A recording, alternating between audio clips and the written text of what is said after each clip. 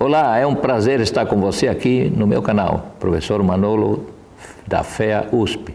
Estou no YouTube, estou no Instagram e também você pode me ver no site da Ordem dos Economistas do Brasil. E hoje vamos conversar sobre as informações que o Banco Central acaba de divulgar sobre uma série de variáveis extremamente importantes da economia brasileira. Ele resume esse conjunto de informações com um nome, Boletim Focus. Hoje é dia 10 de fevereiro de 2020. Se você entrar no Banco Central, você vai procurar o dia último, da última sexta-feira, o último dia útil da semana imediatamente anterior. E mais, que variáveis são estas? Quem é que faz estas projeções? E qual é o grau de confiabilidade destas projeções? Bom, as variáveis são extremamente importantes. Do ponto de vista macroeconômico, nós temos taxa de juros, taxa de câmbio. É uma relação entre taxa de juros e taxa de câmbio bastante grande, porque estamos num mundo globalizado e há relações diferenciais entre taxas de juros, diferenciais entre taxas de inflação, que acabam impactando a taxa de câmbio. Também temos questões relacionadas com a dívida pública, o volume que estrangeiros, ou melhor dizendo, não residentes, detêm da dívida pública, se eles estão aumentando ou diminuindo a sua participação na dívida pública brasileira interna, tudo isso acaba dependendo das movimentações de demanda e oferta de dólares, acaba impactando a taxa de câmbio. Hoje você está vendo aí no Banco Central uma taxa de câmbio no comercial de R$ 4,31 e no turismo deve estar 20, 25 centavos acima deste valor. Isto para venda. Para compra deve ser um pouquinho ainda mais elevada a taxa de câmbio, ou seja, o número de reais por dólar.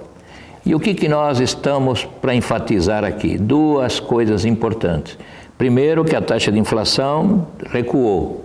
Aqui a inflação mostra variância, mostra variação. A carne aumentou de preço, ficou num patamar alto, mas não muda. Então, não está causando impacto na variação dos preços. O valor ficou mais elevado, mas a variação agora é muito menor. O Banco Central reduziu a taxa Selic para 4,25% ao ano, a menor taxa de juros que o Brasil já teve nos últimos 30, 40 anos.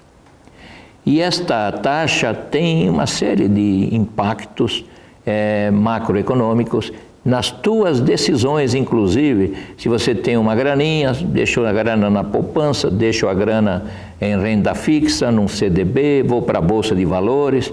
Aliás, eu tenho vários vídeos já que você pode vê-los aqui no YouTube, também pode vê-los no Instagram ou no site da Ordem dos Economistas do Brasil, sobre estas alternativas que estão sendo propiciadas pela redução da taxa de juros Selic. E essa redução da taxa de juros Selic tem impacto, claro, sobre a taxa de câmbio. Há um diferencial menor agora entre a taxa de juros paga pelo Brasil e a taxa de juros paga pelos Estados Unidos ou paga por outros países. Provavelmente nesses outros países as variações da taxa de câmbio sejam diferentes e isso acaba também criando flutuações sobre a taxa de câmbio no Brasil. E há uma questão que depois iremos tratar, que é a questão sobre o número de não residentes, o volume de dívida que os não residentes têm e suas respectivas participações na dívida pública interna brasileira. Inflação está indo bem, dando uma boa notícia. A taxa de juros é a menor possível nos últimos anos. Taxa de câmbio, não sabemos. O Banco Central adotou uma política diferente desde agosto do ano passado e está enfrentando o mercado, as volatilidades do mercado de câmbio no mercado à vista. Antes ele atuava no futuro, tentando controlar pelo futuro, controlar o à vista. e o volume de reservas tem sido afetado consideravelmente em relação àquele volume que tradicionalmente a gente falava, olha, temos 380 bilhões de dólares de reservas.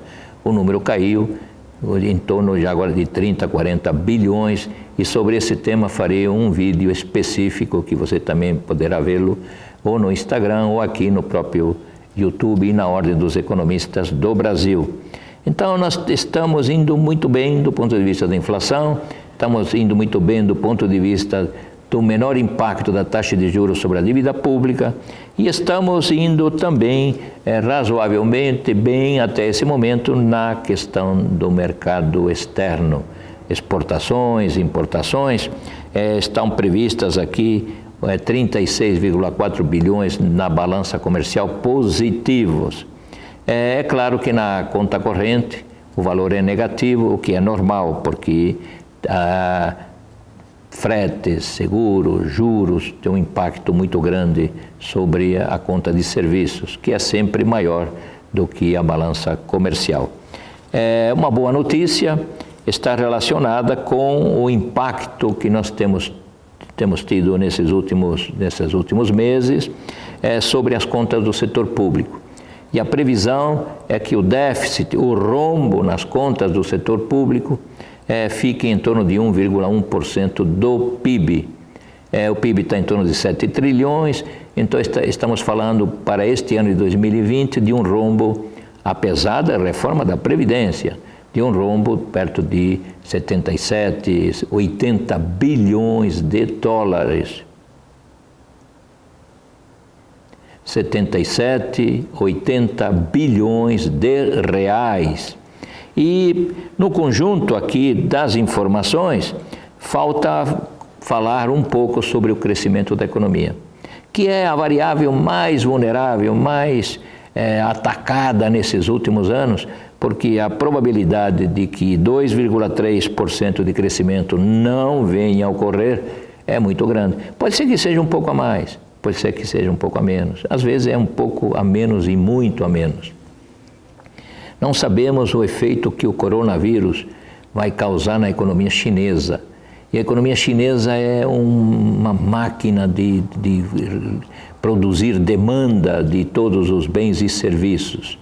Não sabemos qual será o efeito do coronavírus sobre a China e sobre os demais países do mundo. Então é um pouco cedo para dizer que nós vamos crescer 2,3 ou 2,5, porque ainda os nossos números não estão apontando para um crescimento extremamente robusto.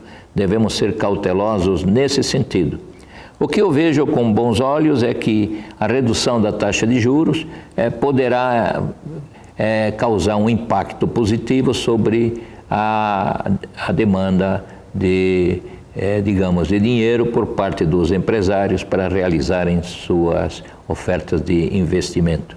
Sabemos pela teoria keynesiana que a taxa de juros é confrontada com a taxa interna de retorno, e se a taxa interna de retorno for superior à taxa de juros, então o empresário realizará este investimento. Faltam ainda as condições para que isso venha a ocorrer, mas estamos no caminho certo.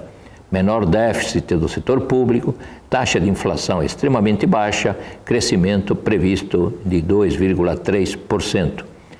Dá um sininho aí, dá um ok se você gostou deste vídeo.